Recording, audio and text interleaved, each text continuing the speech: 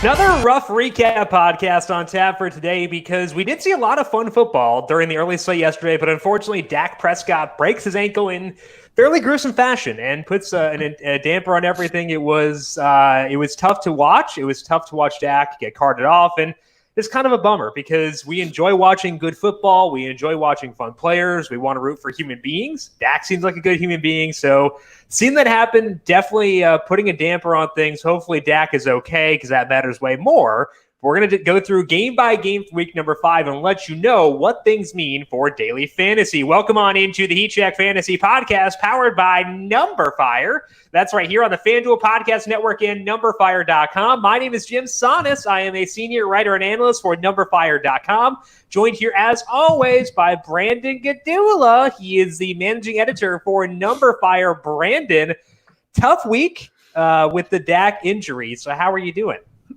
Yeah, I mean, we love Dak on this podcast, pretty much on and off the field, so that's tough. And I mean, it was quite a slate. I felt like they were in touchdowns for like the first hour and a half of the week. Nothing mattered, at least. I was tilting on Slack for most of the early slate, but I mean, it picked up a little bit.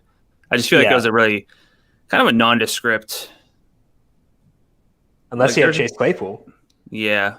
Well, one of us did, and it wasn't me. So yeah, but like the problem is like I can't even feel good about using Chase Claypool because I didn't realize it soon enough to actually talk about it because like I care more about being right because I'm an egomaniac. I care more about being right publicly than I do about winning money. So like I use Chase Claypool in like 10% of lineups, but like I more so feel guilty about it because, like, I didn't arrive to the conclusion that I should use Chase Claypool until Sunday morning. I was filling out a lineup. I wanted to get Mahomes with, I think, like Tyreek and someone in there with all the running backs I wanted. And, like, Claypool unlocked that. And I was like, oh, cool. Like, he actually kind of makes sense. And I wound up having about 10%. But, like, I just don't feel good. I want to, like, have that discovery on Thursday instead of Sunday so I can like talk about it. Instead, I just feel kind of guilty because it's like, okay, cool. Good for me. Yeah. But I mean, like, it's one of those where you couldn't have been that enthusiastic about it because he had a 1 week rise in snap rate. I asked you why you liked him. You said it was Deontay Johnson's matchup. I mean, Johnson got hurt, so like that kind of threw a wrinkle in to that logic. So, I mean, I know where your heart's coming from, but sometimes the process isn't. I mean, it wasn't like the best process play either, so you're right. Yeah. But I mean, like sometimes the process is like not good enough to recommend. There are also sometimes where I use players I don't like. Last year, I had my FOMO Marcus Mariota lineups until he got benched. Like that was the thing. But like. With the Claypool one, like, you're right. Like, it wasn't, like, the most sound. Because even the game where he played 75% of the snaps, he had 4 targets. 3 of them were deep. So, like, it was within his range of outcomes to be an awesome play. But, like, I do feel guilty that, like, I didn't realize that, like, I was on him until, like, Sunday. And, like, I feel like such a donkey for talking up Olamide Zaccheaus as opposed to Chase Claypool. So hey man, he played 97% of the snaps. If you give us 23 yards or something, but I'm saying you tell me, hey, Zaccheaus is going to play 97% of the snaps. It's pretty much the only. But like, would you rather the guy who's 5'8" and runs like a decent 40, or the guy who's like 6'6", carved from stone, and runs like a 4'1" 40 on your team? I'm trying to like help you out. No, here. I know. Just let me beat myself up here. Like I deserve this. So let's move on to the first game of the week. That was Tampa Bay at Chicago. Tom Brady, no idea what down it is, which led to a good Chase Claypool tweet later on. What did you see in this one with BDN leading the Bears to a victory in not that impressive fashion? Yeah, I mean, quarterback wins, but QB wins, baby. Yeah, Bears, they have a good record, 4-1. They won this one 2019. Oh, what a good year. I remember 2019. Takes a drag of a cigarette. That's a name I haven't heard in a while. But I mean, I think the big storyline from this game for me, from a daily fantasy standpoint, is David Montgomery and his workload. It was a tough matchup with the Bucs, so I'm okay overlooking efficiency and instead looking at the opportunity. He had 10 of 14 carries with Cordero Patterson getting 3. Montgomery also had 8 targets for an additional 30 yards. It's 26 adjusted opportunities, which isn't amazing, but the market share of those was really good. Montgomery also played 81% of the snaps after getting 86% in week 4. He ran 32 pass routes on 42 dropbacks. He's not going to be like a must-have in this offense because it's not necessarily overly efficient, but it's a really good workload. Any back who plays 80% of the snaps is pretty much on the list, almost regardless of the offense. Nick Foles was bad here, lost 0.07 passing net expected points per drop back. The NFL average is a positive 0.16, so way off the mark there. He's been as efficient as Mitchell Trubisky so far in the season. Both are at 0.04 passing net expected points per drop back. I mean, they've both thrown the ball deep a lot. Mitchell, I should say, not Mitch, is throwing deeper on a per play basis. He's been a tinge better if you look at all the peripherals than Foles, but what matters for DFS right now, because we're not going to play Trubisky or Foles on a full slate, but Foles gave Allen Robinson 16 targets out of 42 in week 5. Robinson now has a 29% target share and 35% of the air yards from Foles. So far this season, Jimmy Graham in week 5, David Montgomery, Darnell Mooney, all at 15%, not in week 5. But of note, Darnell Mooney played 65% of snaps, had 5 targets for just 15 yards. Graham had 5 for 33 yards, did score. I think both are kind of somewhat viable if the matchup's right and the slate's bad enough. But, I mean, on a full slate, it's really just Allen Robinson and David Montgomery. But I think the arrow's up on both of them. They're at the Panthers next week, which should be a good spot for Montgomery. The total is just 43.5 on FanDuel Sportsbook. For the Bucs, I mean, they also had like a concentrated backfield with Leonard Fournette only suited up for emergencies. He played 1 snap at the end of the game. Ronald Jones handled 17 rushes. That was every carry by a non-quarterback. He played 69% of the snaps. He had 5 targets added to that for 27 adjusted opportunities, which is carries plus 2x targets because target is worth twice as much on average as a carry for a running back on FanDuel. But in the past 2 games with virtually no LeSean McCoy or Fournette, Jones has played 65 and 69% of the snaps with 32.5 adjusted opportunities. I can't hate on that, but I also am not, for some reason, not there, despite the fact that he's had 100 yards rushing in both games. As far as Tom Brady's passing goes, he threw 41 times. Only Mike Evans had more than 6 targets, though. Evans had 9. Cameron Brate, Tyler Johnson, Rob Gronkowski each had 6. Downfield targets went to Evans and Tanner Hudson with 2 each. Johnson and Brate had 1. In 3 games without Chris Godwin so far, Mike Evans leads the team with a 22% target share, which is not very high. Tyler Johnson is now at 15% over his 1 game. Jones is at 13%. It's just been really dispersed behind Mike Evans. Scotty Miller may have gotten surpassed by Tyler Johnson. Johnson played 79% of snaps. Miller was at 63%. Johnson had probably one of the best production profiles of any college receiver ever, but fell to the 5th round. So I don't really know what to do with this team outside of Mike Evans, but I'm probably too low on Ronald Jones, but I also don't feel like I'm going to miss out. Yeah, I'm not. I think I'm in the same boat as you with Ronald Jones, but I'm also in the same boat with you on David Montgomery. So let's play Name That Salary on David Montgomery. Like you said, it's not the most efficient team. The Panthers' defense, I would say, has very much exceeded expectations, at least my expectations so far this year. But they've still been at least somewhat vulnerable to non-Kenyon Drake running backs. So name that salary for David Montgomery in that matchup against Carolina. This is going to be tough because I have to adjust for both the offense, but 80+% of the snaps is like kind of, I don't know what it would be, but it's got to be like a top 5 rate for running backs at this point. That's how few guys get that many snaps. So I'll probably be a little bit low on this, but I would say like 71. I said 73, so I think that's appropriate. Given that he's probably not going to be above 7,000, I wouldn't think. I don't think so. Yeah, I mean, I think that like we're on the same page here. Where like he's had back-to-back really tough spots. I forget who they played. Oh, they played the Colts last week when Darius Leonard did play, I think, most of that game. I don't think he played the entire – he got hurt, obviously, but like it was a tough matchup. And now he faced the Bucs, who are the toughest rushing game matchup in the league, and they stuck with him. So I would say Arrow is very much up on David Montgomery. And I think that one thing I would say with the Bucs is I wouldn't be as quick to buy into Tyler Johnson just because Scotty Miller was so hurt going into that game. He was questionable going in. I wouldn't be shocked if Miller kind of reclaims that role once he gets a full 10 days of rest.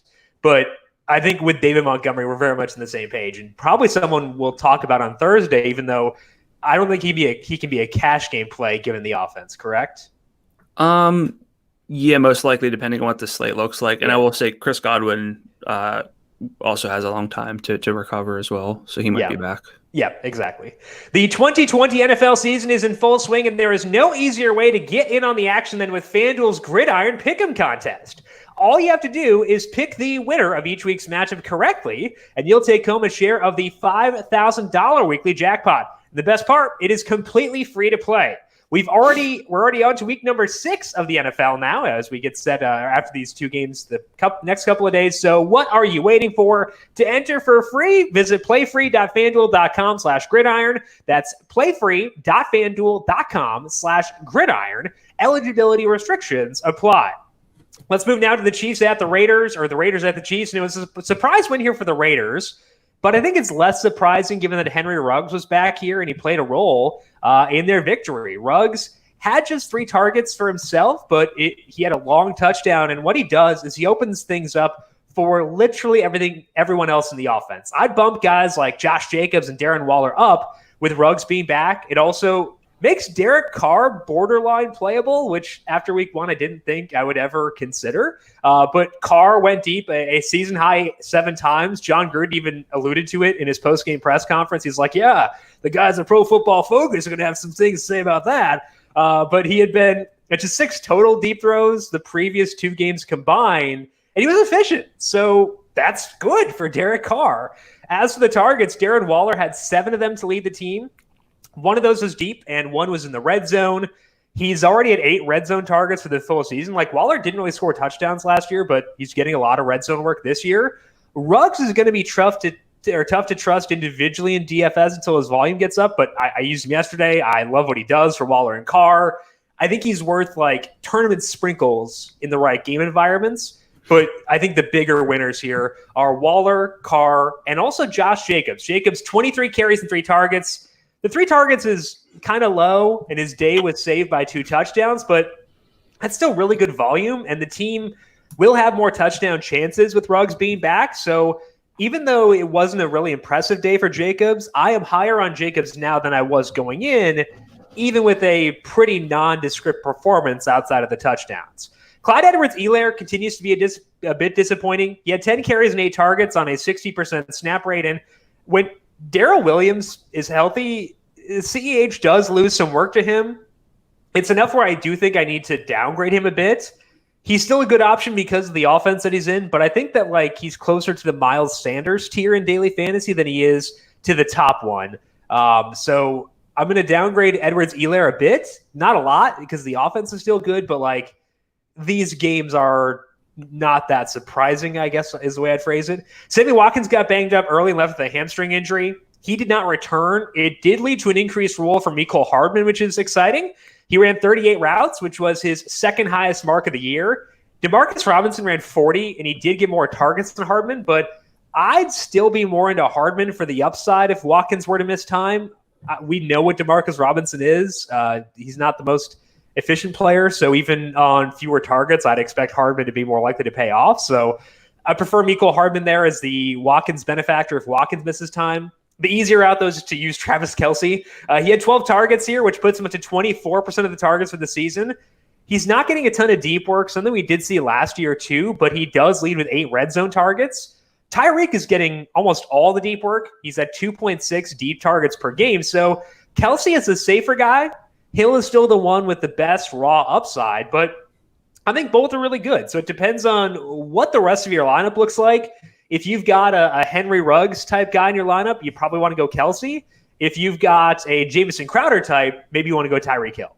So base it around the other players in your lineup to see which one you'd want to go with. Brandon, I am into this Raiders offense with Henry Ruggs being back just because I think that he opens up so much. Are you equally excited about what this offense's potential is now that he's healthy again? Yeah, it sounds like we talk all the time about what these playmaking type wide receivers can do to lift an offense. And if you look at the 3 games where Ruggs has played relevant snaps, Derek Carr is at 0.45 passing net expected points per dropback. He's above the league average in downfield attempt rate. The ADOT's a little bit below league average, but still, I think percentage of passes going 16 yards or more downfield definitely tells us a lot about what they want to do. So the efficiency's there. It makes me feel a lot better. So I'm with you. Okay, let's move on to Carolina at Atlanta. And the Panthers' season win total, Brandon, was 5.5. They are now more than halfway, or they're halfway to the over on this one, which makes me quite happy. What'd you see in this one with Mike Davis, the RB1 of week number 5 so far? Yeah, Christian McCaffrey may be ready to return for week 6. Nope. But why rush? Yeah, I mean, why rush back? Why make your team worse? I mean, in what was like the de facto default best game stack of the week, it all was pretty bad with 39 total points. But Mike Davis did the thing. 16 of 27 carries for 89 yards, 10 targets for 60 yards and a touchdown, which is 37 adjusted opportunities. He's now up to 31.7 per game without McCaffrey the past 3 games. Played a season best 83% of the snaps in week 5. Was at 71% or more the past 2 games. But when McCaffrey returns, I'm starting to think maybe neither of them see like their this workload, and it's more of a split, and that's going to be a killer if we don't have the Panthers RB1 to plug and play. So I'm going to talk to you about that in a second. But you mean Mike Davis, right? I mean, I know it's fun. I know that you were using that as a blanket term. However, it's Mike Davis. Come on. But for now, generational running back. Yeah, for now, Davis is a stud. But Teddy Bridgewater, also pretty studly in week 5, threw for 313 yards, 2 touchdowns. He's up to 0.29 passing expected points per drop back, despite a low ADOT. Well, it's not that low, but about a yard shy of league average, 6.8. Is that 0.29 for the full season? Yes, I believe so. Wow. Study Bridgewater. Yeah. Teddy Studwater. But yeah, and he's doing good things for Robbie Anderson, who's the wide receiver 1 in this offense, despite my love for DJ Moore.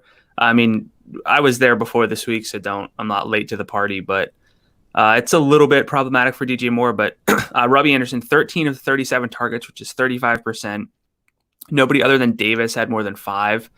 That put DJ Moore at 5. He had 93 yards and a touchdown, but took a short one to the house. Outside of that, not a whole lot of production. I know it's not fair to take out someone's huge play to look at their production, but realistically, we're looking at pretty much a dud day from DJ Moore without that. But in 3 games now without McCaffrey, Robbie Anderson has a 29% target share. Davis is at 25%. Moore is at 15%. Anderson has definitely overtaken Moore with the most downfield work, too. He's averaging 2 downfield targets per game with a red zone target per game as well. Moore's at 1.7 downfield targets with no red zone work the past 3 weeks. Specifically in week 5, Robbie Anderson had 4 downfield targets. So he's ahead of Moore. I love DJ Moore, but I can't chase what he did this week with that 57-yard touchdown. They host the Bears in week 6, which is... I'll probably talk my way into stacking that one a little bit, but I think it's better than the total indicates. That was my first thought. Yeah. I just really love this Panthers offense, but don't really love the Falcons offense. They had to play this one without Julio Jones. Matt Ryan is now below the NFL average on a per play basis through 5 games. Not egregiously so, but I'm not going out of my way to roster Matt Ryan at this point. Before kickoff, I asked you, I was like, are we Are we just low on Matt Ryan for this week? And I don't think either of us played him at all. It worked out, but he threw 10 of his 37 attempts to Calvin Ridley, which helped us. He caught 8 for 136 yards. No other Falcon had more than 29 receiving yards, and that was Todd Gurley. Ridley had 4 of the 7 downfield targets this week. He's a monster. Hayden Hurst did get 6 targets for 8 yards. Russell Gage, Todd Gurley each had 5. Olamide Zaccheaus had 4 targets for 13 yards, but he did play, as I mentioned already, 97% of the snaps, according to NFL.com. Ridley was at 74%, Gage at 62%. So, I mean, I know it didn't work out, but again, Zaccheaus getting 97% of the snaps in a game that everybody pretty much liked first in production, I think it was a good play. Ridley, though, has a 24% target share, averaging 10 targets per game, 4.2 downfield targets per game. That's just like untouchable. But other than that, I don't think I'm particularly interested in this offense. I mean, I had some sprinkles of Todd Gurley due to the floor, because he's had basically like 18 to 24 adjusted opportunities in every game. He had 14 carries, 5 targets this game, which is just what you expect. He played 55% of the snaps after averaging 54% entering. Like, that's what he does. It's 20 or so adjusted opportunities with just over half the snaps. I know he housed one, but he didn't look particularly good on it. I said he looked like Matt Asiata when he was running. And I feel like that was maybe generous. Remember that touchdown where Jay Ajayi had a touchdown run and his legs were like flailing? I mean, these are like pinnacle level athletes, but by comparison, he just didn't really look like himself. Yeah. Speaking of Matt Asiata, they play the Vikings in week 6. Oh boy. So if we don't have Dalvin Cook, that's going to be nuts for Alexander Madison. That could be a whole lot of fun. So we'll certainly talk about that game when it comes to next week. And I would also think that if Julio's back, this Falcons offense would be a lot more interesting. Would that be enough to get you to buy into Ryan, or has it been bad enough where even Julio being back wouldn't get you back on board? Julio's been he hasn't done anything to make me feel. Well, not him not using Julio, but but amping up Matt Ryan, because Matt Ryan's numbers in the games Julio has played have been pretty good. I think he's at 0.31 passing net expected points per dropback in those games. And the Vikings are bad. Are they? I mean, they were good against Russ last night, but I mean, I'm sure they're still bad, but I mean, maybe. With Calvin Ridley, if you have a high-level receiver who can not kill you despite not scoring a touchdown, sweet. I love it. He's awesome. I was too slow to buy in this offseason. I'm there now. He's awesome, and I love it. Let's move now to Philadelphia, Pittsburgh, which was the Chase Claypool show, where he went absolutely bonkers. 4 total touchdowns, 3 receiving and 1 rushing, and this was in part because of the Deontay Johnson injury. He left with a back injury, but Claypool's snap rate was above 75% in week 3 as well. So even when Johnson is healthy, Claypool should still play a big role. Thing I also like about Claypool is we talked about this with Deebo Samuel in the past. They got him rush attempts. He had 3 rush attempts on Sunday, which means they want the ball in his hands. They're scheming touches for him, and that's a good thing. We've also seen him getting a lot of deep work. In the 2 games with elevated snaps, Claypool is averaging 3.5 deep targets per game with 22% of the overall targets. He might lose some work once Johnson is healthy, but I am inclined to believe in what Chase Claypool did on Sunday because they are scheming him touches. He is a physical angel, I think is the best way to phrase this, and I think that it's pretty legit. Things are a lot less rosy for Juju Smith-Schuster. He had just 5 targets and 18 air yards. Juju has 2 deep targets in 4 games. I can't see him being usable right now. Even Eric Ebron had more targets than Juju on Sunday, and I used Eric Ebron, so not trashing Eric Ebron. The fumble did not help Eric. Again, friend of the podcast. Try to keep it in your hands next time. But right now, it's Claypool 1 because of the deep targets, even over Deontay Johnson when healthy for me. I don't know if that's outrageous to say. I will ask you about this in a second. I think it's Claypool 1, Johnson 2, Juju 3, Ebron 4, but Juju is closer to Ebron than he is to Johnson for me right now. The Steelers' backfield kind of committee-esque on Sunday, which is annoying because I had some James Conner lineups. I also had him in the snake draft for some reason. Conner had 15 carries and 3 targets on 63% of the snaps. Benny Snell had 7 carries and 20% of the snaps, and Anthony McFarland also had 3 carries. Conner did have a goal line touchdown, but he also lost a goal line carry to Snell, one to Claypool too. Conner is in play when you expect him to score a bunch of points, but it's hard for me to view him as a priority unless something changes. I kind of think he's like David Montgomery in a better offense. I don't know. He's just kind of underwhelming to me. Claypool's breakout overshadowed a big game for Travis Fulgham, Brandon's boy. Fulgham turned 13 targets into 152 yards and a touchdown. Deshaun Jackson and Alshon Jeffrey are both out. They both got some practice in this week, so they could be back next week. So I am less inclined to buy into Fulgham than Claypool, but I think he's got to have a role going forward because he's productive on a team that needs productivity. Kind of hard to put that back in the bottom. Things are not as pretty for Zach Ertz. Even with the injuries, he's still at just 6 targets. He is at 11 total targets the past 2 games.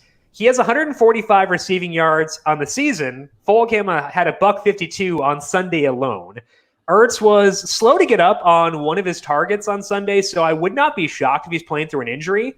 I'm out on Ertz until he gives me a reason to change my view. I had nothing on Sunday. I will have nothing going forward because he's given me no reason to use him.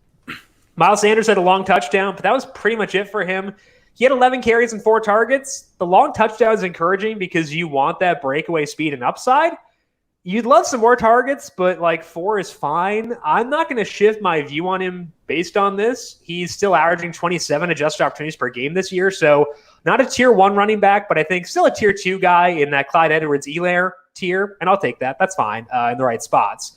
Just not as good of an offense, obviously, as Edwards-Helaire. Problematically for the entire Eagles team, Lane Johnson got carted off. He's been dealing with injuries all season long.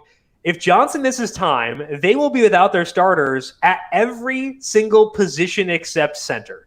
If you count Andre Dillard as being their starting left tackle, which I would because Jason Peters has been not good this year. Everybody on this team needs to be viewed skeptically until they show upside, and that does include Fulgham as well. Scoring points against Pittsburgh is impressive, but they're really beat up. Brandon, I am ranking the Steelers pass catchers Claypool 1, Johnson 2, Juju 3, Ebron 4. Am I overreacting to a 1-game sample? I don't think so.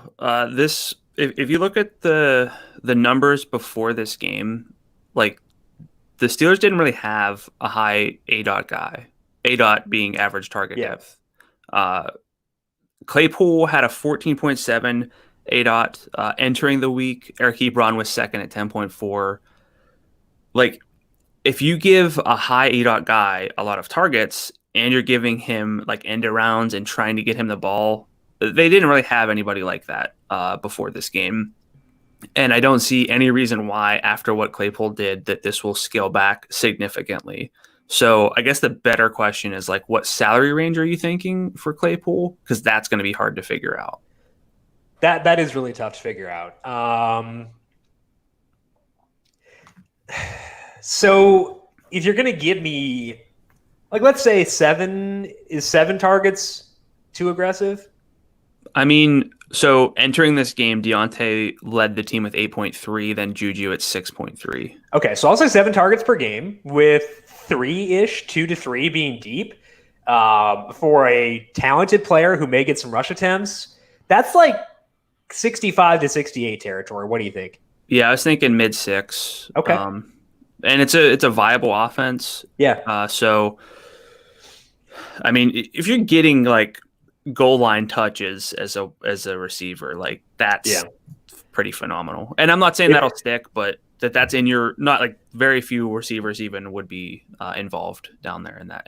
They play the Browns next week. They are 4-point favorites. The Browns' pass defense has not been good so far this year, so we will be talking about the Steelers on Thursday. I can guarantee it. And Claypool will be a focal point of that discussion. Let's move now to the Cardinals at the Jets. And Brandon, we were arguing on Sunday morning about you were trying to use Kyler Murray in a higher dollar contest, and I was trying to talk you out of it. And the reasoning was, oh, well, you can just like the gap in popularity between Kyler and Deshaun Watson won't be that big. Just use Deshaun, and of course, Kyler outscored Deshaun Watson by like half a point. So kudos to you. You were right, and it is now your floor to gloat as much as you would like. I mean, calling Kyler Murray against the Jets is not quite the same as... No, I know, but you were still right. It doesn't matter. Yeah, you were right. So the thing is, the best process plays, everyone knows those by Sunday. Like, everyone gets talked up from the best process plays, but someone like Kyler Murray just... Like, we barely talked about this game on Thursday's podcast. For a brief glimmer, we thought maybe it wouldn't even be played. But like Kyler, despite not being efficient in a good matchup, we know he's going to run, and that's what we got. So before I even get into that, the Cardinals may have lost Chandler Jones to a bicep injury, which certainly hurt the defense. Probably boost the offense if the defense is worse. So keep that in mind. But Murray had a bounce-back game, threw for 380 yards on 37 attempts, ran 9 times for 31 yards and a touchdown. He is now at 0.13 passing net expected points per drop back on the season, which is just below league average. He's been basically average in average depth of target, success rate, downfield rate, but the key difference here is that they run a lot of plays, and he's averaged 7.6 rushing attempts per game, including 1.6 in the red zone. That gives him a high floor, gives him a big ceiling when things click, like what we saw this week. So sound a little dumb, but he's like a Josh Allen, where if you're building a lot of lineups, you just probably should make some because of what he can do. Is he like 2020 Josh Allen or 2019 Josh Allen? Because I think that he's kind of more like 2019 given the efficiency. Yeah. Okay. But I think that there's still like... That also felt so weird. I know. That's tough. And sure, the efficiency might tick back up, but yeah, he's made some bad throws early on in the season, but that rushing is still phenomenal, and we know where he's throwing the ball. He threw 7 times to DeAndre Hopkins, Christian Kirk, and Larry Fitzgerald, but Hopkins made the most of that with 131 yards and a touchdown. Notably, Chase Edmonds had 6 targets. Kenyon Drake got his legally mandated 1 target. He's no longer allowed to get more than 2.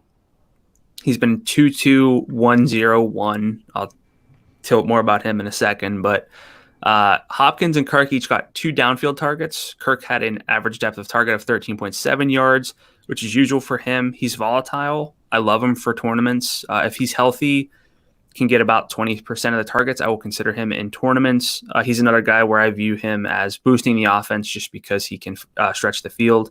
In 4 games with Kirk playing, Hopkins has 28% of the targets, which is 10.3 per game, with 1 downfield and 1 red zone target per game. Fitzgerald's at 15%, same as Edmonds and Kirk, right around 5.5 per game. So there's not enough behind Hopkins to love, but that makes it really easy to play this offense because it's just Kyler and it's Hopkins. Kenyon Drake finally scored, but had 18 carries for 60 yards. He's had 13 to 20 carries in every game with 63 rushing yards per game, no more than 86. He's had no more than 2 targets in any game. Again, he has just 2 total the past 3 games. He does not have more than 9 receiving yards in a game, but he played 67% of the snaps. Like, he's playing snaps. He's been between 65 and 71% every game, just hasn't done much with it. Chase Edmonds, by contrast, played 45% of the snaps. He's the third down and receiving back here, which kills Drake's value. But, I mean, he plays snaps out wide. He plays from the slot. 14 of his snaps this week were not from the backfield, which is pretty common for him. They play the Cowboys next week, which could have been a very fun game. Still might be a fun game. It's on Monday night, so I won't be on the main slate. The Jets, a little easier to cover. They started Joe Flacco, who was terrible. 5.9 yards per attempt, negative 0.15 passing net expected points per drop back. Thankfully, he threw to just 2 guys primarily. Jeff Smith had 11 targets. Jamison Crowder had 10. Crowder caught 8 for 116 yards and a touchdown and now has at least 7 catches, 10 targets, and 104 yards in all of his 3 healthy games. I used some Crowder because of the volume. I'll probably keep chasing that. Jeff Smith had 11 targets again, but just 3 catches, 5 downfield targets over the past 2 weeks for him out of his 20 total targets. So he's a high ADOT guy. going to be volatile. Not sure I want to bet on cashing those in. I'd much rather have Jamison Crowder with the safer targets here. Le'Veon Bell returned to see 13 carries, played 67% of the snaps, but Frank Gore had 9 carries. Gore played 33% of the snaps. I will not be playing Le'Veon Bell this year. I played him too much last year. I don't see it here, even though he's playing 67% of the snaps. It's like it's not enough just to play the snaps.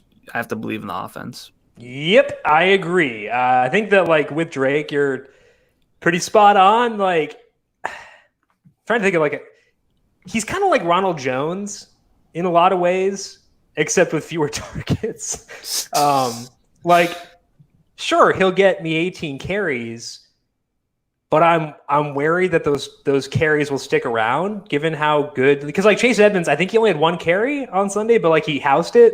So like, do we know that Kenyon Drake will continue to get those 18 carries? I don't know that. I can't say that. So if he burns me, he burns me. But like, it's so hard for him to do so when he's not getting passing down work. It's kind of like we talk about this a lot. It's hard for you to have killing me for not using you upside if you're not getting passing down work. And I see no reason to expect Drake's passing game work to come back right now.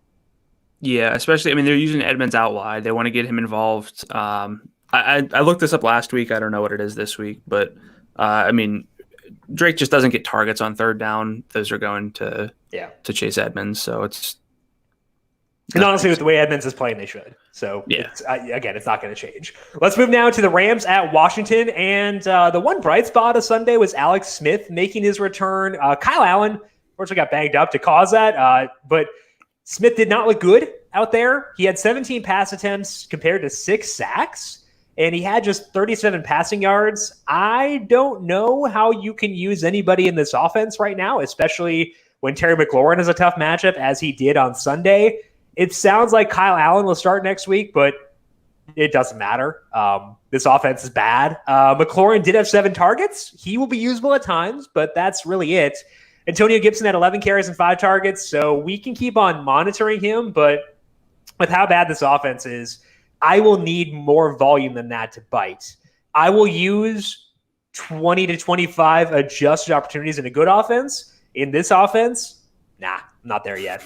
Cam Akers came back, and the Rams' backfield was a committee. Darrell Henderson scored twice, but it was on just 15 carries and 4 targets. Akers had 9 carries. Malcolm Brown had 8 with 2 targets. And Sean McVay has already said that Akers will get more work next week. That hurts Henderson and Brown, but it's also unlikely to be enough to make Akers interesting. So we're just going to keep on avoiding this backfield until they force us to buy back in. The pass catchers aren't all that clear either. Robert Woods had a deep ball tutty, but it was 1 of just 5 targets. Cooper Kupp led with 8 targets. He has 7 or more in 3 straight games, but Kupp in week 3 is the only time a receiver in this offense has had more than 8 targets in a game. From a market share perspective, Kupp is at 25% of the overall targets. Woods is at 21%. But Woods has 32% of the deep targets compared to Kupp at 16%. So I'm going to keep these two the same. I prefer Woods, but I'm okay with both in scripts where I expect them to throw. In a spot like Sunday where they'll be efficient but not a lot of volume, I'm not going to get there. I didn't have any Woods or Kupp yesterday, and I don't regret that. So they need to be in a spot where they have to pass for me to get there. Gerald Everett had a big game here. He had 90 yards on 4 targets. Tyler Higbee had 2. That's one part of the story. The second part is that Everett still ran just 8 routes and Higbee ran 16. So their usage didn't really change. I don't want to use either. This is more to say we shouldn't chase the big yardage total for Everett. I think this offense, outside of Jared Goff, who is the best quarterback on the planet, except for when he tries to spike it, it's just Woods and Kupp. Everything else is really tough. They're just too dispersed for me to get there. Brandon, are you on the same page where really it's just Woods and Kupp for you outside of Goff? Yeah, we were talking on Slack, and this was just one of those games. It's like, do we have any exposure to this game? I had a couple shares of the Rams defense. That was it. Yeah, and that was legitimately, I had nothing else. Yeah, you mentioned like not being afraid of, was it Kenyon Drake's like upside? Yeah. There's really not anybody on either of these teams where I'm like, unless the Rams are in a script where they have to throw, that would change things for me. But like they weren't on Sunday. Yeah, and I love Terry McLaurin, but it's tough. So yeah, They're on Sunday Night Football against the 49ers next week, so they are not on the main slate. Should be a fun game, though. But regardless, that's not where they may need to throw a bit, which is good. I think I mentioned this last week, but there are teams where I hope they're not on the main slate. The Rams are kind of one of them. The 49ers are that for me too, because their backfield frightens me. So I'm never as in on it as I should be, and I regret that often. So I'm glad they're off the main slate too. Let's move. Ooh, Jared Goff Island games. Those never go well for my mental well-being. Let's move now to Cincinnati at Baltimore. I had the over on the Baltimore team total at 32 under the hopes that the Bengals would do something to force them to play in the second half. They did not. So Brandon, you take away here. I'm going to go Saab. Yeah, the Bengals nearly got blanked in Baltimore, losing 27-3. So I was like, in my notes, I was like, I'll get them out of the way first, but they ended up being more intriguing and requiring more work than the Ravens. But I'm still going to stick with the Bengals first. It was a very tough matchup for Joe Burrow in the offense. So I don't care about the efficiency, but the usage can tell us a lot. Joe Mixon had 24 carries for 59 yards and 8 targets to tie him for a team high with T. Higgins. That's 40 adjusted opportunities, if my math is right, which is insane. Giovanni Bernard had 2 targets in negative game script. Mixon is in a great spot with his role right now. Better days are ahead. He was bound to regress after the 3-touchdown game in this matchup, but I mean, I love the workload there. AJ Green left early with a hamstring injury. That'd be bad news for him at his age and just kind of getting back on track healthy. And also terrible for him is T. Higgins being there and being good. As I already mentioned, Higgins had 8 targets. Tyler Boyd had 6, making him the only Bengal other than Mixon, Higgins to get at least 3 targets. So pretty concentrated, and that helps me. And Higgins played 81% of the snaps. Boyd was at 69%. Mike Thomas played 49%. AJ Green again left early. He was at 42% of the snaps. So if you exclude week 1 for adjusting whenever T. Higgins saw a boost in snap rate, the market share leader is still Tyler Boyd with 20.5% of the targets, which is 8.8 per game. He's at 1.8 downfield targets per game in that sample. Higgins is at an 18% share, 7.5 per game, but 3.3 downfield targets per game. Green's at 15%, Mixon's at 12%. That's good for Mixon because there's always concerns of Giovanni Bernard there. But honestly, with the volume being not that dissimilar and with the insane downfield work, I might prefer T. Higgins to Tyler Boyd, which I would prefer Boyd for like a cash game, but I'm not really going to be in on this offense often for cash games probably. But I do like me some T. Higgins. They're at the Colts in week 6, which is, another potential tough matchup. Colts are favored by 9.5, 46.5 point total so far. The Ravens are the Ravens, I think. The backfield is what it is. Mark Ingram had 11 carries. Gus Edwards had 7. J.K. Dobbins had 1 for 34 yards because it feels like every time Dobbins touches the ball, it goes for like 30 yards. But the pass catchers were what they usually are outside of Marquise Brown and Mark Andrews. There's just nothing. They're just irrelevant. Nobody had more than 4 targets outside of those 2 guys. Brown had 10. Andrews had 9. Brown had 6 catches, 77 yards, and a touchdown. So thankfully, I was in on him for his eruption game. I can't miss those games for Marquise Brown. I mean, I just it's what he does. He's had like one game, and it was his first game where it was like, I'm not talking about playoffs. He had 10 targets. And he had 77 yards and a touchdown. I know he had, I think, 2 empty end zone targets, but I gotta commit to the bit here. But at Marquise Brown, it's when the team doesn't have to throw a ton. Is Marquise Brown going to get 10 targets again? They just throw a ton on Sunday. But is he going to get 10 targets again? Would you bet that he does? 6, 6, 8, and 10. Are those 10? Are those other ones 10 targets? Because he might not get 10 targets again. Do you want to bet that over under 9.5 targets the rest of the season? No, but I'm saying. Okay, well then, what are you saying? I would probably bet 1 to 2 more double-digit target games. Okay. Next week they are on the road against Philadelphia. Over under 6.5 targets for Marquise Brown. I'd probably get him like 7. So okay, well then he's $6,100, or he was $6,100. It's not like he's like 7,000. I know. Get out of here. I know. But all right.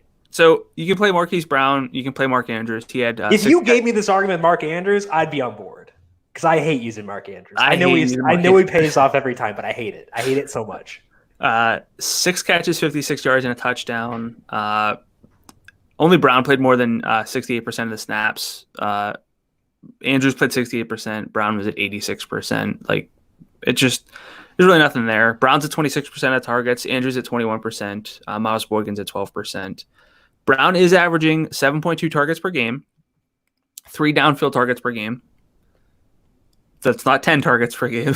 But 3 downfield targets is it's tasty. I know. Okay.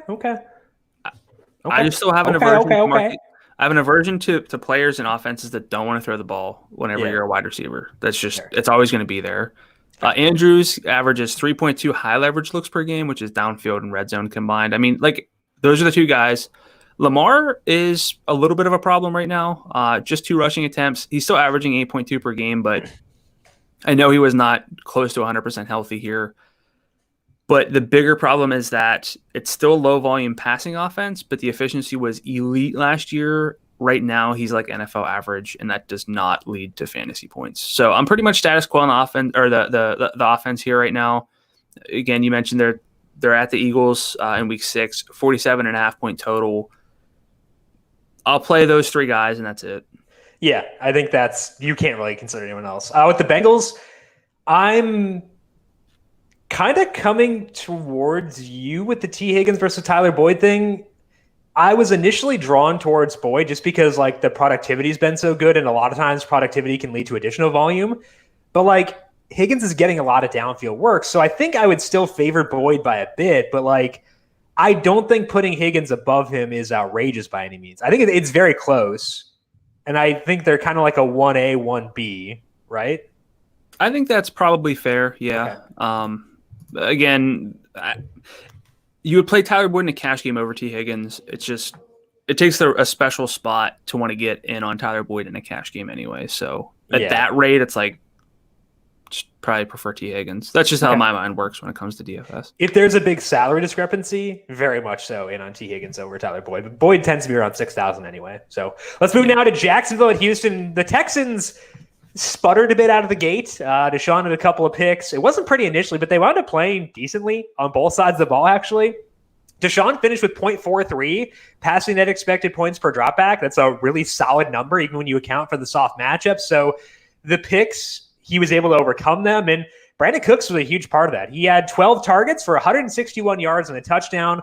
Will Fuller had 58 yards and a tutty on 8 targets. Cooks had the donut last week, which burned my soul. So the usage is still shaky for sure, but overall he's up now to 21% of the overall targets and 26% of the deep targets.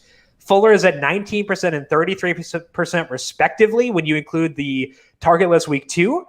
I still prefer Fuller by a good chunk, but I think this does more so confirm that Cooks is a good part of game stacks. And if you expect Fuller to be in a tough matchup, then Cooks is in play. So Cook's more valuable than he was. I wish he had done this last week, though. David Johnson got his best usage of the season, weirdly. He had 17 carries and 4 targets. Both of those either set or tied season highs. He also played 80% of the snaps. That's a way different role than he had last week with Duke Johnson. So I would say the arrow is up at least a bit on David Johnson. I was not super itchy to use him this week despite the matchup, but I could be more open to using going forward based on what we saw in week number 5. DJ Chark got banged up again late in the game. He has an ankle injury. The game he missed earlier this year was with back and a chest injury, but he did have ankle issues last year. We don't know the prognosis yet for Chark, but the offense did struggle without him in week number 3. And Gardner Minshew is a tiny bit below average on Sunday, even with Chark playing most of the game and facing a bad defense. So hopefully Chark is okay, because it would downgrade the pieces here if not. The positive is that Laviska Shenault is starting to carve out a bigger role in this offense.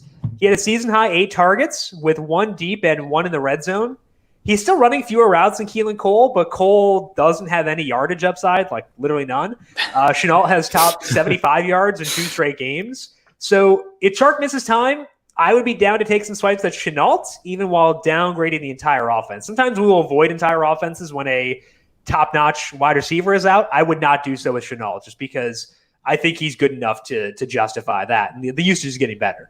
James Robinson, again, played a bunch in a negative script. He had 13 carries and 7 targets on a 56% snap rate. They trailed almost the entire way, so that usage is pretty solid for Robinson. The floor on Robinson keeps getting sturdier. The ceiling is the part where I kind of feel less good because the offense is crazy inconsistent. He did show a ceiling in week 3, which is good, but I don't have a full level of trust in this offense. Brandon, I want to talk to you, though, about the Texans. Brandon Cooks got good usage in week 5, but we know the inconsistency is pretty high. So what's your view on him specifically within this offense based on what we've seen for the 5 games this year? I mean, Cooks is someone I played last week. I did not get to him this week, even though I played a good bit of the Houston offense overall.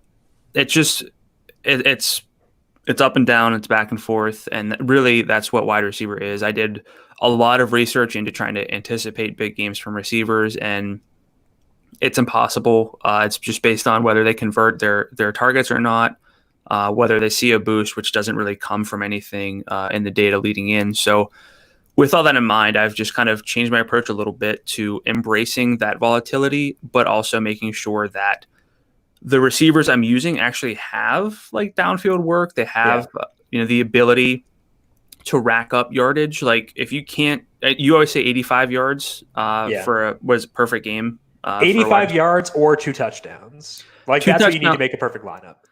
Anyone getting 2 touchdowns really is just a high volume guy for me. Like you can't really predict 2 touchdowns from a low volume guy. So it's either high volume or, a realistic shot for a lot of downfield work.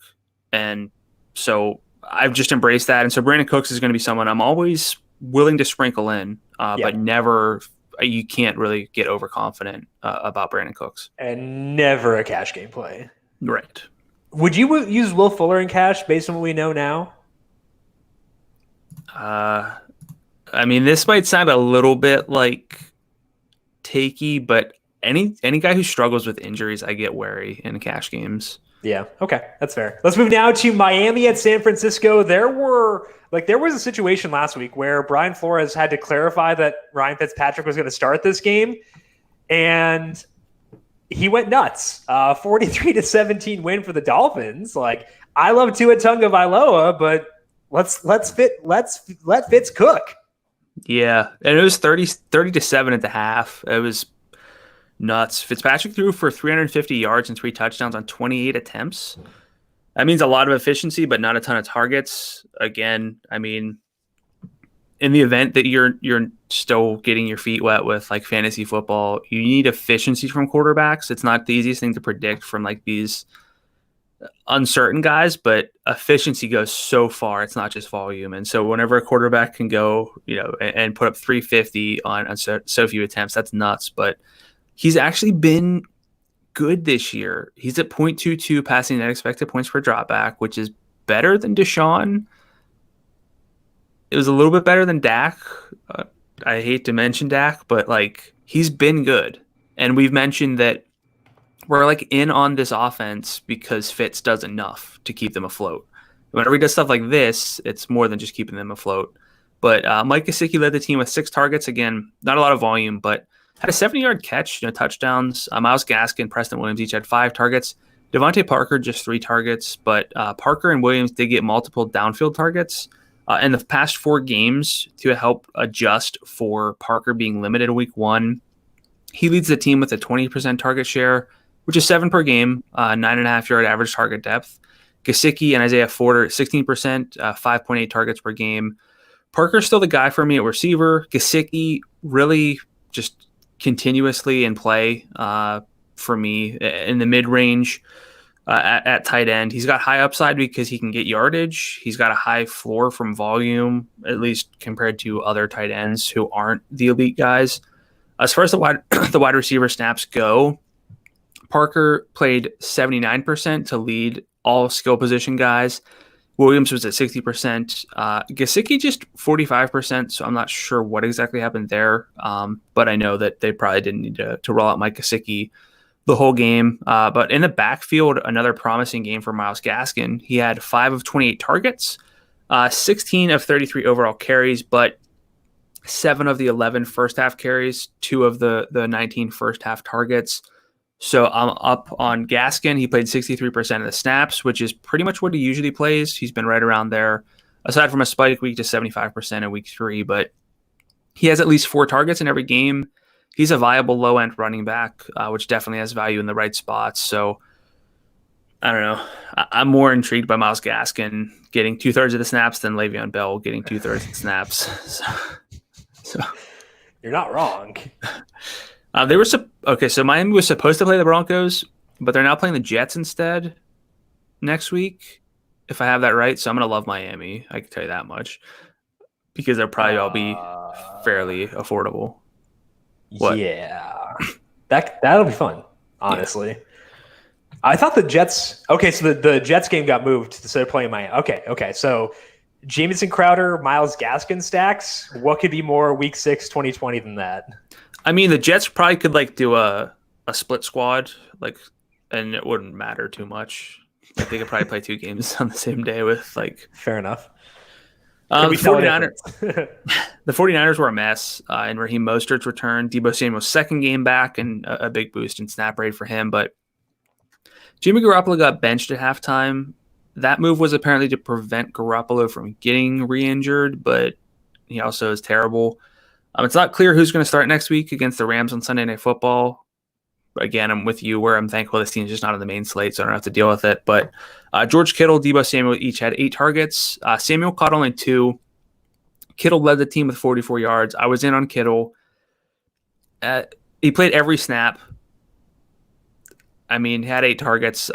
You can only do so much from there. At wide receiver, Brandon Ayuk played 97% of the snaps. Samuel jumped up to 89% from 32% last week or so, I think. Kendrick Bourne was at 66% this week. So for me, the arrow's kind of up on Ayuk and Samuel, despite the quarterback controversy, whatever you want to call it. The week 5 targets from Garoppolo, it's hard to get a good sample because of Deebo Samuel's health. I think week 5 might be the most predictive, but Garoppolo threw most to Deebo Samuel, had 4 targets. I threw 3 times to Jerick McKinnon, 2 to Brandon Ayuk, Kendrick Bourne, and George Kittle. Kittle didn't catch either of the 2 targets from Garoppolo, so at this point I just want CJ Beathard to start. The week 5 targets from Beathard were 5 for Kittle, 4 for Ayuk, 3 for Deebo, 2 for Mostert. So either way, I think it's safe to say that it's Kittle, it's Deebo and Ayuk, however you want to split that. But I think those are the 3 pass catchers who are relevant if you feel inclined to play the 49ers, and we will have to on the single game slate. But it's a big gap between Kittle and everyone else for me anyway. In the backfield, Raheem Mostert led the backfield. He's the 1A. He had 11 carries. Jeff Wilson had 4. Kyle Juszczyk had 2, and Jerick McKinnon had just 1, which is, we love Jerick, so that's tough scene. But Jerick did get 4 targets. Mostert had 3. Wilson had 1. If you look just at the first half, I think that's what makes it clear that it's just definitely Mostert being the first option. He had 8 of 11 carries. He had 1 target. Jerick, by comparison, had just 1 carry, but 3 targets. Mostert, just 48% of the snaps, though, and that's not going to cut it. So, I don't know. Are they any different than the Ravens' backfield right now? Raheem Mostert's better than Mark Ingram, but the from offense, a usage perspective, it's probably about the same. Yeah. So I agree. Thankfully, they are not on the main slate. Let's move now to the Giants at the Cowboys, and Dak Prescott likely done for the year, which sucks, not from a DFS perspective, but from a human perspective. He's been through a lot the past couple of years. It's hard to do fantasy analysis because it's so sad for him, but hopefully Dak is okay really soon. And it means Andy Dalton will be taking over. Dalton did play well in relief on Sunday with 0.31 passing net expected points per dropback. That was on just 12 dropbacks, but it was good. He's coming to a team that does not have its starting tackles. Their play on the interior of the line has been inconsistent at best. The pass catchers will help Dalton for sure, but I'm not going to expect big-time efficiency, and I would not be shocked if they pedal back the pace a bit, pedal back the pass rate. It's kind of a bummer all around, and the potential for reduced pace and passing makes the market shares more important here than they were before because they're not going to throw 50 times per game with Andy Dalton at quarterback. CeeDee Lamb led with 11 targets on Sunday. That puts him at 17% market share for the full season. That is second behind Amari Cooper, who is at 24%. Lamb has 28% of the deep targets, whereas Cooper has 19%. So they might be the two guys who are viable now, though I know Michael Gallup did well on the final drive with Dalton.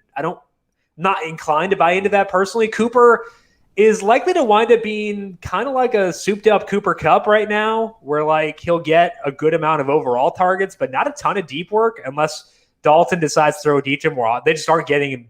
They're not throwing to him deep right now, which is weird.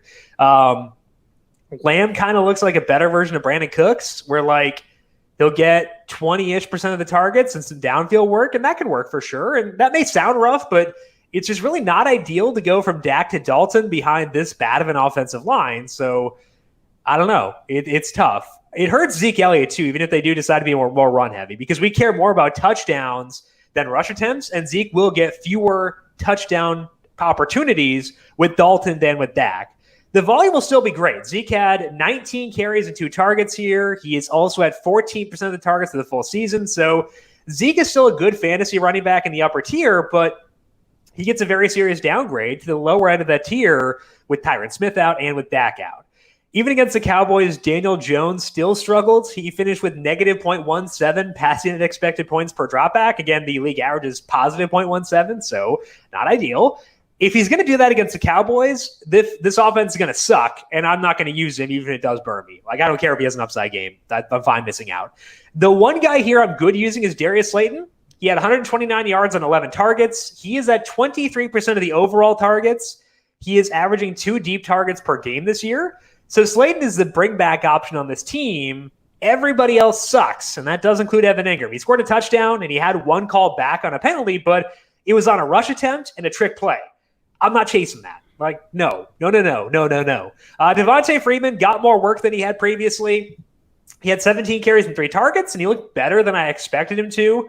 He played 54% of the snaps. The problem is that they're not going to score 34 points often, so this would have been the game for him to blow up. And Wayne Gallman has looked good too, so it's not a lock that Freeman keeps this role. So I'm good avoiding him despite the volume. To me, it's really just Darius Slayton on that Giants team. Brandon, how are you viewing Amari Cooper, CeeDee Lamb, and Zeke Elliott now that we know Dalton will be taking the lead probably the rest of the season? They're going to be tough because the thing that made them all relevant, specifically the pass catchers, and you can throw Dalton Schultz in there, like what made them relevant was the volume and the efficiency. Mm-hmm. If you take those market shares and kind of put them in an Andy Dalton offense, it's going to be super tough to bank on anybody. It's going to be, I anticipated that it would be impossible to predict who was going to have a big game. They've all pretty much had big games, because they throw the ball so much and because Dax was good enough. Arrow's clearly down on them. And I was to the point where I would play Zeke and Lamb in a cash game lineup because I did now I don't. It's going to be tough to trust any of those in a cash game, aside from Zeke. Yeah, even like Zeke will be, but I'll feel less good about it. The salary is going to have to come down. Correct, and I don't know. It's really tough. So hopefully Dalton plays well, so we can keep on doing this. But there are going to be major changes, and I think until we see Dalton play well, it's good to be lower on this team. Zeke's still in play for cash because of the volume, but everyone else is it's going to require a special situation. Let's move now to Indianapolis at Cleveland. Brandon, the Browns defense paid off. That'll definitely work. The Colts defense and special teams also paid off 2 seconds later. But also, decent usages here. What'd you see in this game? Yeah, especially for, Kareem Hunt. Yeah. With no Nick Chubb, he had 20 carries, 4 targets, played 70% of the snaps. By comparison, Dearness Johnson played or he got 8 carries, 1 target. So maybe a little closer than you would think, but if you look just at the first half and you look at adjusted opportunities, it was 16-4 in favor of Hunt. So I think we can feel pretty good with Kareem Hunt's workload. He should probably have one of the best floors and ceilings in DFS. Hopefully the salary doesn't bump up too much, especially with Ezekiel Elliott getting bumped down, Dalvin Cook, possibly the Mike Davis spoiler from Christian McCaffrey. Like, we could be looking at a pretty bleak running back situation for the next few weeks. But yep. So hopefully, I mean, Hunt's going to be one of the best plays, I think, regardless. So hopefully the salary doesn't climb too much. On 37 pass attempts from Baker Mayfield, only 3 players had more than 4 targets, which you love to see. Austin Hooper had 10, Odell Beckham and Jarvis Landry each had 9. Hooper had 5 downfield targets. Landry had 3. Beckham didn't get any, but had 3 red zone targets. On the season now, Beckham's at 25% of the targets, which is 7.6 in a run-heavy offense, but 2 downfield targets per game, 1 red zone target per game. I guess that's kind of similar numbers to Marquise Brown. Jarvis Landry is at 18% of the targets, which is 5.6 per game, which is similar to Hooper at 5.2. Beckham's still the priority, but I think the arrow's kind of up on this offense as a whole, with Landry and Hooper showing life. Mayfield is above average on a per-play basis, and if you factor out the matchup with the Ravens, he's at 0.32 passing net expected points per drop back, so basically twice the league average. He did get x-rays on his ribs, but they came back negative, and they play the Steelers next week. Total's 50 points, 4-point spread, so I don't know what the whole slate looks like yet, but that's going to be one of the better games from a total perspective. The Colts may be the lamest DFS offense outside of the teams that are actively bad, like the Jets and the Giants. Like, the Colts should be better for what they have. Maybe I'm just overstating it. I think that's pretty fair. Because we talked about this game on Thursday, and I was like, yeah, it has some elements that I wouldn't mind stacking. But the only way I could think to stack it was Kareem Hunt paired with Jonathan Taylor, or maybe Odell Beckham with Jonathan Taylor. But even Jonathan Taylor, what are we doing here? Yeah, I mean, he had 12 of 18 rushes. He did score. He got 3 of 32 targets. Nyheim Hines had 4 targets and a carry. So, if you look at just the running back usage, Taylor looks good, but overall, it's not really there. He played 55% of the snaps, which was his second best rate of the year, about a 10 percentage point boost from last week, but not the 67% of the snaps that he played in week 2, the first week after Marlon Mack's injury. It's just not really been there. Since week 2, just 20.5 adjusted opportunities per game. He's we talked about him as a pivot, and he scored, so it wasn't terrible, but it's just not really there. Now, T.Y. Hilton did get 10 targets, which was the first game this year where a Colt had double-digit targets.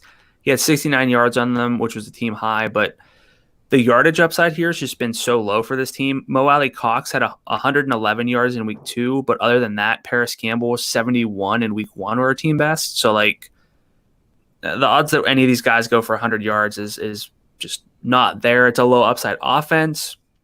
It's a run-heavy offense. Phillip Rivers has been efficient, but he just is below league average in downfield rate by 4 percentage points. Spreads it out a lot. T.Y. Hilton leads the team with 20% of the targets, but I guess the biggest shift here is that Trey Burton's a thing now. He has an 18% target share in the 2 games since he's been healthy, so there's that. In those 2 games, T.Y. Hilton does have 24% of the targets. Zach Pascal's at 16%. They host the Bengals next week. I'm assuming they're probably heavy favorites there. So I want to ask you about both the running backs. Is that a good enough game to entice you to use Jonathan Taylor? 9.5-point favorites are the Colts, 46.5-point total. But as we saw with the Jets, if they get ahead, it might not matter. So what salary are you thinking for Jonathan Taylor? I think Taylor is locked into being 7,000 because he's good enough and there's a chance that he gets a huge workload. And he's not he's terrible with his with his touches, so he's not really going to drop below that. I know what you're asking me is the salary I would pay him. Yeah, it'd be upper 6s. Yeah, that's what I think too. That's all I got. I mean, I think upper sixes is the appropriate salary for him. I don't think he'll be there because he was 71 on Sunday and he scored again. So, like, I don't think he'll be under 7,000. And, like, he's in play against the Bengals, but, like, I can't touch him in cash games ever, right? Right now? No, I mean, the snap rate's not there. He's like playing the Todd Gurley role in terms of snap rate. Yeah, that's fair. That's a fair comparison, actually. And, like, the passing usage has been pretty similar the past couple of games, actually, too. Yeah, and Todd Gurley's had a better snap rate overall. Yeah. Okay, so let's talk about Kareem Hunt now. Name that salary for Kareem Hunt against the Steelers in week number 6. That total's already gone up, by the way. It's 51 now. Nice. I'll probably pay him. I'll probably pay whatever, but like 78. Oh, what? So you guys 9,000? This is what you always do. You're like, up 10,000. It's like, I was thinking 83. I mean, like I said, honestly, I was like 8,000, but that's like, again, that was like Josh Jacobs. So, like, I guess, show me the difference between Kareem Hunt and a healthy Dalvin Cook. What's the difference? I mean, I think Dalvin Cook is like way better, but that's. I mean, Kareem Hunt like leads the league in like rushing efficiency. I actually don't know if that's true. I'm not Did you know Kareem Hunt is averaging 14 yards a carry? Show me or prove me wrong. Burden of proof's on you, bro. Yeah, I mean, it's probably about the same. 8. Like he's gonna be. He would. All right. Let me phrase it this way. He'd have to be like 88 before I'm like, maybe I'll pump the brakes a little bit. Okay, fair. I think that's right. Let's move now to, speaking of Dalvin Cook, Minnesota at Seattle. DK Metcalf had a late touchdown here, but the big story is Dalvin Cook. He hurt his groin in the first half. He did come back in for one play in the third quarter, but that was it. In the second half, Alexander Mattison had 18 carries compared to Mike Boone's 2. Madison had the lone target between the two. He actually had 2 targets in the first half as well.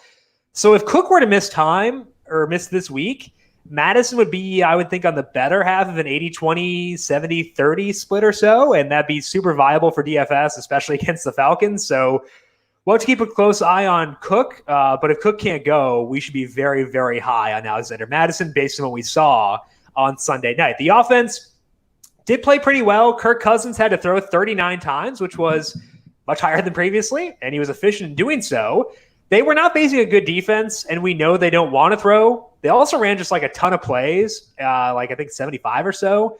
We should not expect that going forward, and I would not expect that type of passing volume going forward either. So I wouldn't change my view of the Vikings offense based on what we saw Sunday night. Adam Thielen took advantage of the dropbacks to rack up 13 targets.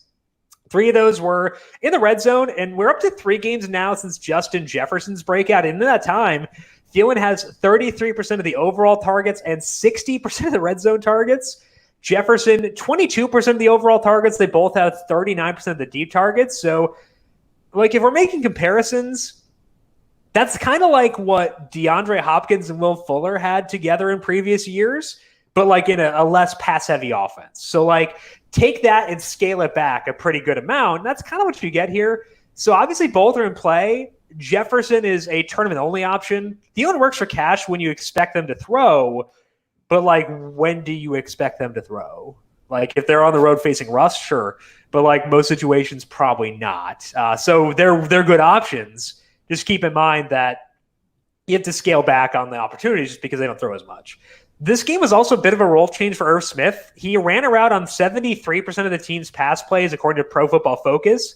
His previous high this year was 61%, and he had topped 55% just once. Smith had 5 targets, 1 downfield, 1 in the red zone, made a pretty sick catch on the downfield target too. So I need them to be in game stacks where I expect them to throw to get there, but I do think that Irv Smith is in that situation. He's in play for that situation, whereas he was not previously. So arrow up on Irv Smith, still not someone I actively want to use, but for game stacks, sure, I'll throw him out there every now and then. Also kind of a weird night for Russell Wilson. The Vikings, I think, just committed to stopping the deep ball, which is what you should do against Russell Wilson. He lived more in the intermediate zone. He finished with 0.15 passing net expected points per dropback. That's about average, so down where you expect Russ to be. But he clearly rallied and played well at the end. It shouldn't change the way we view this offense. However, I would not be surprised to see more teams selling out to stop the deep ball, given the strength of this offense, and that's probably the way they should do it too, so keep an eye on that. We're now 5 games into the season, and I think that I've finally seen enough to put DK Metcalf ahead of Tyler Lockett. I know I should have done this earlier, but whatever. I'm just doing it now. DK, so far this year, 24% of the overall targets, 46% of the deep targets, and 18% of the red zone targets. Metcalf, even on the overall and red zone targets, but about half the deep targets. I'm still very, very good with Tyler Lockett, and I will use him. But Metcalf's yardage upside gives him access to both a huge floor and a monster ceiling. So I finally flipped. DK is officially ahead of Lockett. Before I was like, whatever, just take the one who's less popular. I think now it's definitively Metcalf over Lockett. Chris Carson's passing game usage continues to be really solid. He had 7 targets, but it was in addition to just 8 carries. They ran 52 plays. The Vikings kind of play keep away here. So to me, the targets are more encouraging than the carries are discouraging. So I know I tend to be higher on Carson than you, but I think that he continues to firm up that role as he gets that passing game usage over a larger sample. So I do like Chris Carson quite a bit. At this point, just give me Chris Carson in DFS because I don't know what we're going to be looking at otherwise. Yeah, I mean, the running back landscape is pretty gross. Speaking of which, let's say Dalvin Cook can't go against the Falcons next week. What would be the appropriate salary for Alexander Mattison? As a big Alexander Mattison guy, I'm gonna pull a Jim and say 9,000. It's gonna be one of those where I would assume the salary is not quite as high as it should be. I would go 72. I was gonna say 77, which given our. I don't know. Given the way that we do salaries, that makes sense that we do 500. I just know Kareem Hunt was 7 this week, but he was undersalaried. But I can't name a salary without the context of what a salary normally is. So I think you think about guys who are appropriate salary. Zeke Elliott was 9,000 in week 5. That was appropriate. Yes. So with that in mind, I think Kareem Hunt's worth 83. Okay. With that in mind, I think Alexander Madison's worth 77. So Jonathan Taylor being 71, James Conner being 7 this week. James Conner was oversalaried. That means nothing to you with setting a salary. No, because I think that they were inappropriately salaried. I can't shake that idea. So no, because my head is independent of what FanDuel tells us. My brain. This has to be the worst bit, but it's not even a bit. It's a legitimate point of contention. The key takeaway here is Alexander Mattison no matter what, if Cook sits, right? Just about, yeah. I think so. I think that has to be the case. You can maybe bake in some extra uncertainty because maybe they decide to use Mike Boone a bit more, but given what we saw Sunday night, I think it's all about Mattison. So hopefully Dalvin's healthy because we both like Dalvin and we'd like to see him be healthy. But if he's not, we can just accept Mattison and plug him in, especially against that Falcons team. That would be absolutely disgusting. That is all the time that we have for today. Brandon, any final thoughts for you before we close up shop on week number 5, at least without including the 2 games tonight and tomorrow, or the game tonight and tomorrow? It's weird to say tomorrow when tomorrow's Tuesday. Yeah. I think at this point, we're simultaneously getting a large sample of what teams want to do, but also you have to factor in role changes and obviously injuries, but you have to look at teams whenever, with the Bengals, T. Higgins didn't play a lot in week 1. He started playing a lot more in week 2. So the weeks 2 through 5 sample is much more relevant. So I think it's super key to take into account, not just what people did last week, but the full season, unless there's a caveat where it's completely different. The 49ers also come to mind with their situation. Yeah. And the way that I phrase that is most relevant sample. Whatever the most relevant sample is, you can overreact to a sample as long as it's relevant. And I think that's the way that we're getting to the point where we have relevant samples on each team and make sure you are accounting for that when you are discussing various players. That is all the time that we have for today, but we are back with you on Thursday at 10 a.m. Eastern on the FanDuel YouTube page to get you set for the Week 6 NFL DFS main slate. You can also catch us on the numberFire Daily Fantasy Podcast feed by subscribing to the numberFire Daily Fantasy Podcast feed no matter where you get your podcasts. If you like what you hear, leave us a rating and review as well. Big thank you to Calvin Theobald, our video producer, for running the video side of things here today. Thank you, Cal, as always. Brandon, if people have questions for you on Twitter, where can they find you there? I'm at Gadula13, GDULA13. And I am at Jim Sannes, JIMSANNES. You can also follow the FanDuel Podcast Network at FanDuel Podcast. Good luck to you in your Monday and Tuesday slate contests. We'll talk to you once again on Thursday. This has been the Heat Check Fantasy Podcast powered by numberFire.